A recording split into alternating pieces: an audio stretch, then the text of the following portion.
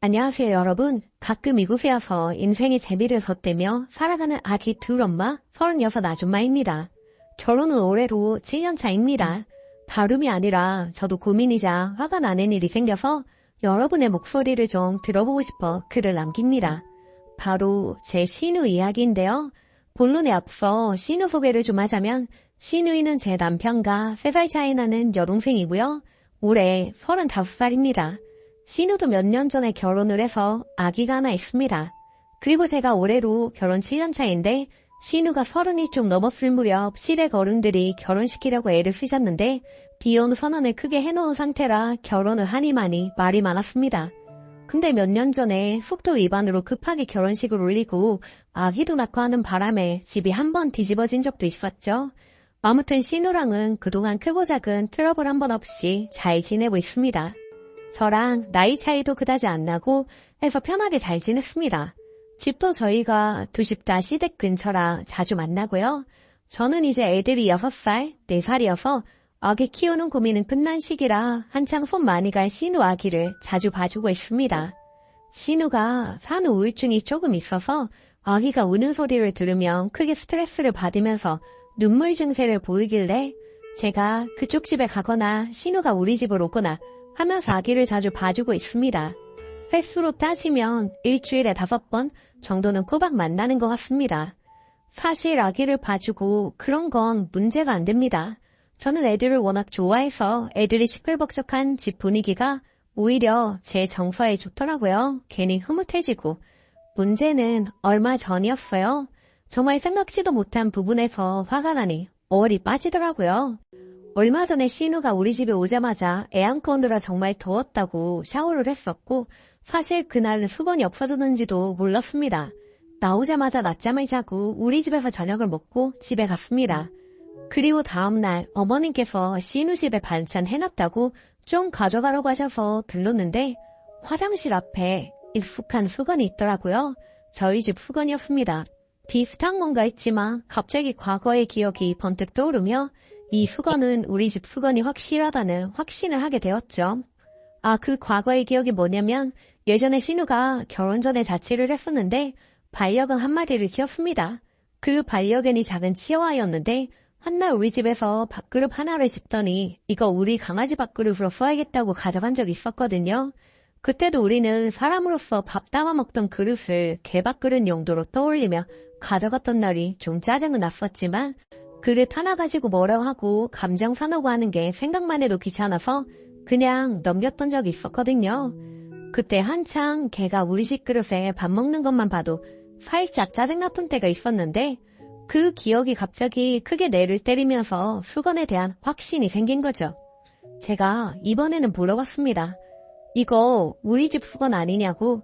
그러니 생각보다 정말 멋지게 맞다고 하더군요. 저희 집 수건이 맞다고요? 왜 이걸 마음대로 가져갔어요? 말도 없이. 그리고 지금 이걸 발수건으로 쓰는 거예요? 아니, 낡아 보여서 버릴 것 같아서 가져왔고 자기 집 발수건이 귀조토 매트였는데 깨져서 발수건이 없어서 가져갔다고 하네요. 낡은 수건이라뇨. 저는 애들 태어나고서부터 무슨 가게 개업식 수건도 안 받고 일부러 극세 사니 수건이니 나름 따져서 사다가 쓴 것들이고 삶고 지지고 얼마나 애지중지 관리해왔는데 그리고 그 수건 그렇게 오래된 것도 아닙니다. 딱 봐도 낡아 보이지도 않았고요. 이거 쓰다 보니 또 열이 받네요. 제가 막 왜 말도 안 하고 가져갔느냐고 따지듯이 말하니 시누가 그깟 발수건 하나로 되게 그런다고 미안하다고 다시 가져가라는데 그걸 누가 도로 가져갑니까? 지 더러운 발 닦던 수건을요. 어머니가 제가 시누이한테 정색하면서 말하는 거 보셨는지 집에 갈 때 조용히 저보고 네가 이해해라. 제 이기적인 거 우리 집에서 모르는 사람 있냐? 그냥 잊어버려 하시네요. 위로의 말씀인 건 알겠지만 어머니도 짜증이 나더라고요. 이건 다른 이야기인데 제가 남편을 흉보면 시어머니는 매번 저렇게 말씀하시거든요. 이해하라고. 남편이 축구광이라 한 번씩 일상에 지장을 줄 때도 있었거든요. 이를테면 주말에 중요한 약속을 앞두고 축구를 하러 가고 다녀와서 피곤해한다든지 그런 이야기를 어머님한테 하면 꼭 저놈의 자식은 왜 이렇게 축구를 하냐 하시다가도 네가 이해해라. 나이 들면 하고 싶어도 못한다 라고 하시는데 그 말이 쌓이다 보니 전혀 위로가 안 되더라고요. 결국에는 저보고 이해하라는 결론이 나니까요.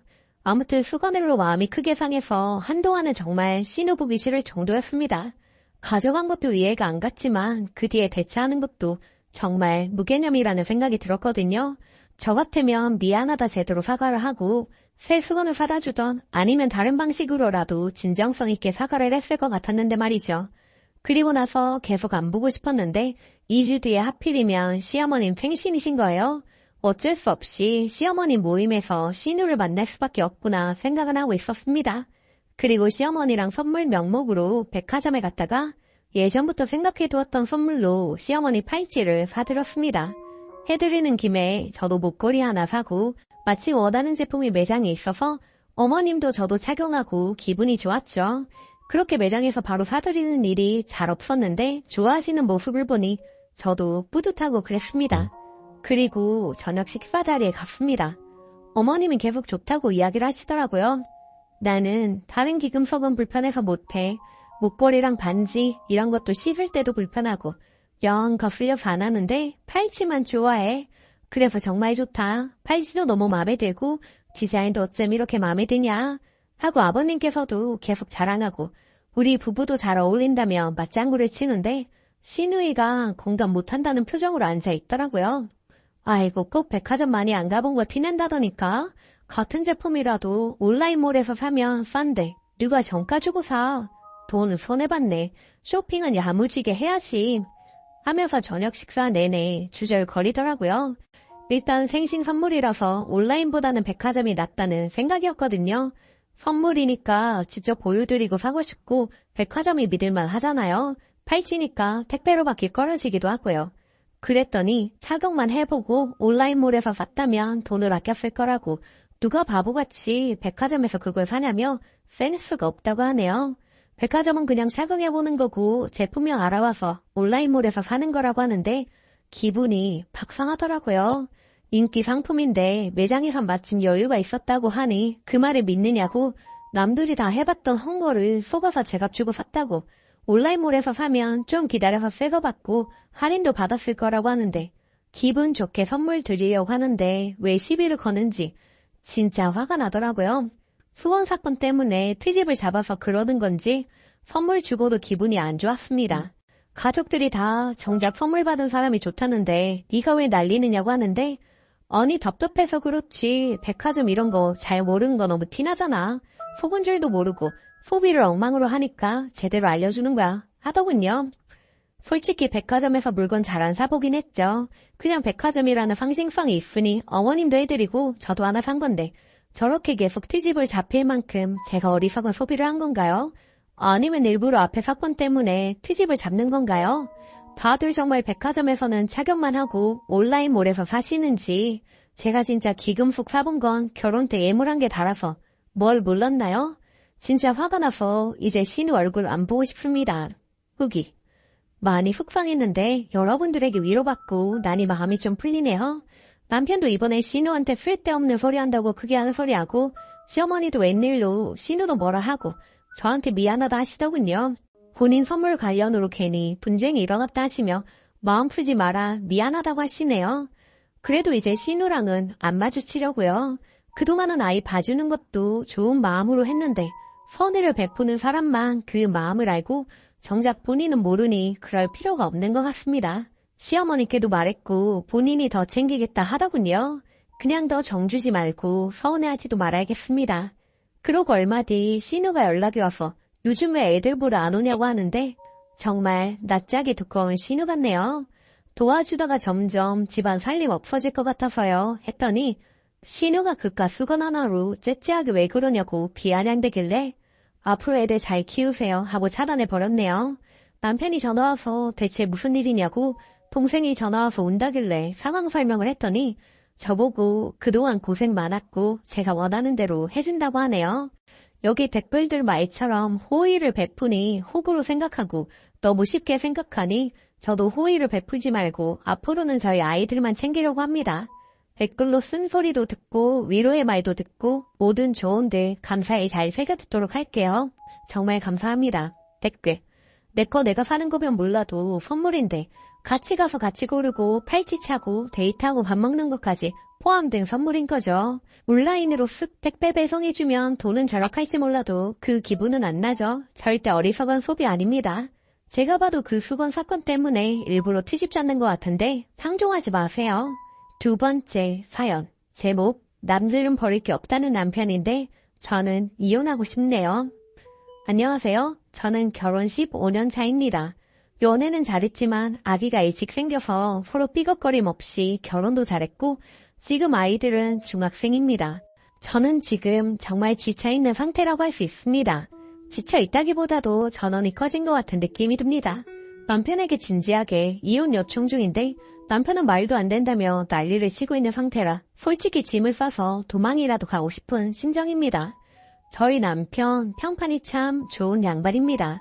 주변에서는 더할 나위 없는 좋은 아빠, 좋은 남편입니다. 저한테 늘 얘기들 하시죠.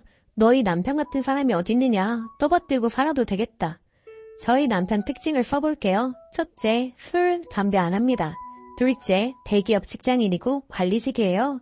셋째, 끝없는 자기개발을 하는 사람이고 자격증 취득에 개인 공부 열심히 하고요. 넷째, 허영 없고 좀 청순 맞다 싶을 정도로 돈을 아습니다. 지금 차 14년째 타고 있고요. 하지만 생활비조차도 절대 여유롭게 주지 않고 아껴 쓰라는 스타일이고요. 4번 덕분에 대출 상환 저축 잘 돌아가고 노후 준비 어려움 없습니다. 다섯째, 집 회사밖에 모르고 친구도 별로 없네요. 여섯째, 시간 날 때마다 집안일을 도와주려고 나름 노력하는 편입니다. 일곱째, 양가 부모님들 가족들에게도 정말 잘합니다. 이것만 보면 정말 완벽한 남편인 것 같긴 합니다. 저희 결혼과 동시에 남편이 직장에서 인정을 받고 남편조차도 욕심을 내서 좌우 살피지 않고 직진해서 올라간 게 15년 정도 된 것 같습니다. 본인도 만족스러워하고요. 근데 결론부터 얘기하면 저는 이 사람에게 항상 우선순위가 아닙니다.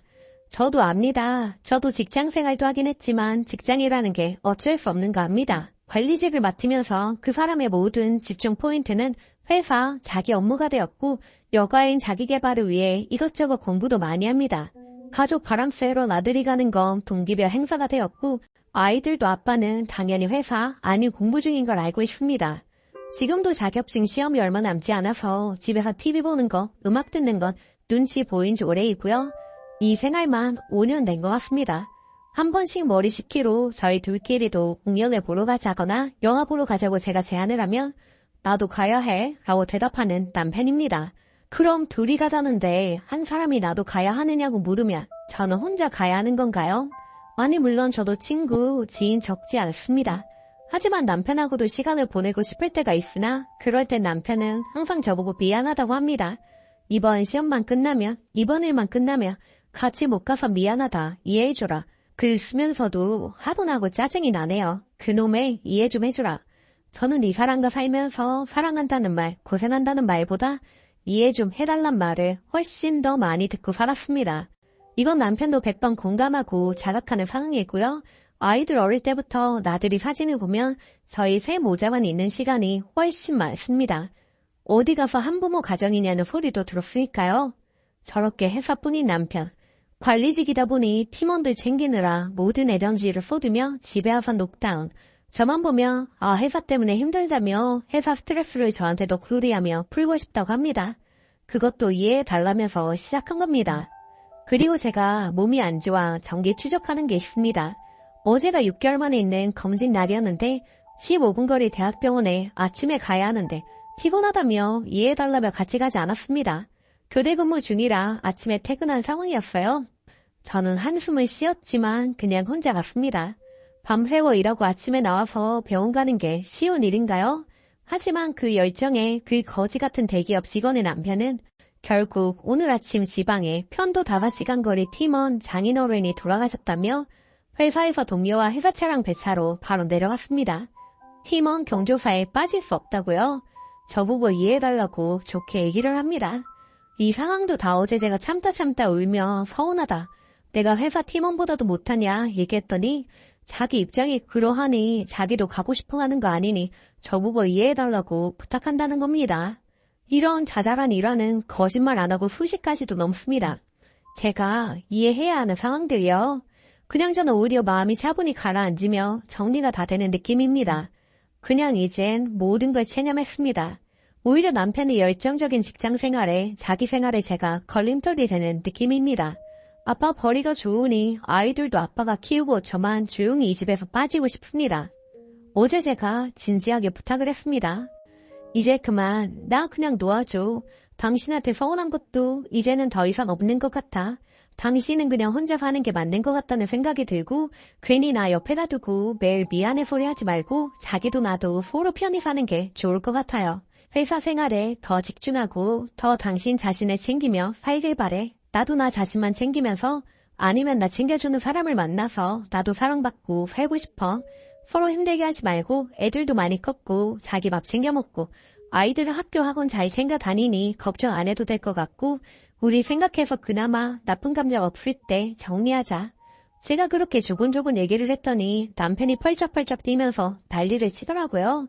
저를 정말 사랑한다고 합니다. 요리도 잘하고 애들도 잘 챙기고 무엇보다 저를 위해 이런 삶을 사는 것이 저 없이는 아무것도 의미 없다고 합니다. 근데 저는 그런 말도 귀에 들어오지 않습니다.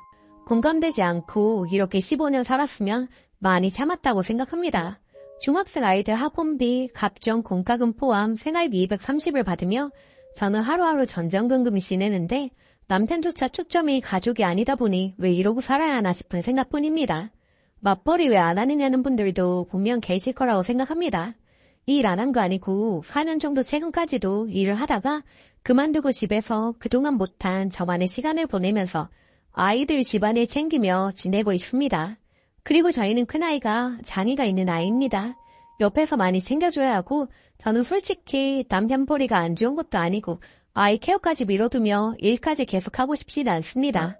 이 모든 상황을 이제 남편에게 위임하고 저는 떠나고 싶은데 제가 그렇게 말도 안 되는 주장을 하고 있는 걸까요? 추가. 많은 댓글에 정말 놀랐습니다. 진짜 격해진 감정에 가족들한테 전화하려다가 그 어디에도 제가 누군지 알 수 없는 익명 게시판에 글을 써서 혼나기도 하고 위로도 받고 조언도 받았습니다.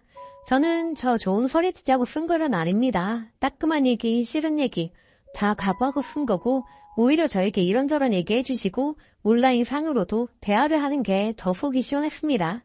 집에서 입 다물고 소통 없이 사는 것도 정말 지옥 같은데 얼굴 한번 안 봤던 분들하고 이런 얘기를 한다는 것 자체가 숨통이 트이는 것 같았습니다.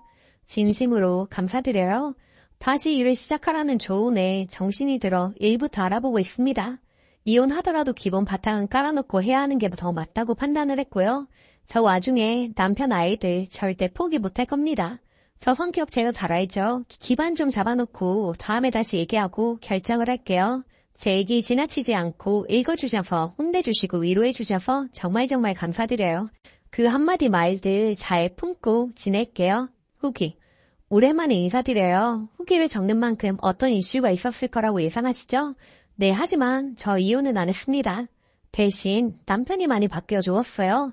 1년 전 저희 발언이 충격적이었는지 남편이 이혼할 마음이면 한 번만 기회를 달라고 하더라고요. 솔직히 믿지 않았죠.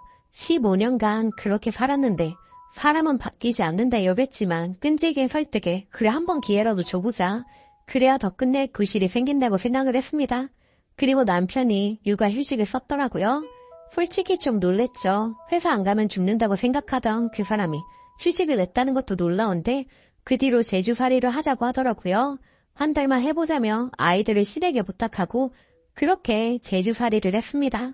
그리고 그곳에서 정말 많은 대화를 하고 인생에 대한 이야기를 나누며 이 사람에 대한 몰랐던 부분, 감정까지 알게 되었죠.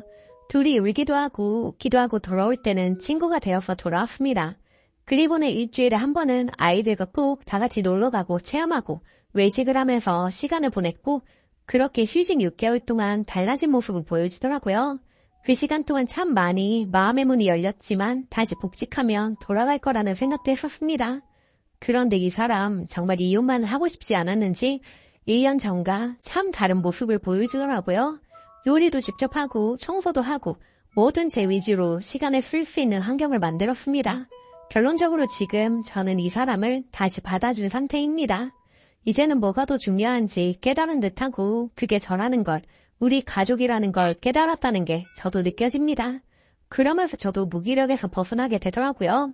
저 역시 잘하게 되고 다시 사랑받고 싶은 마음에 예쁜 말을 하고 있더군요.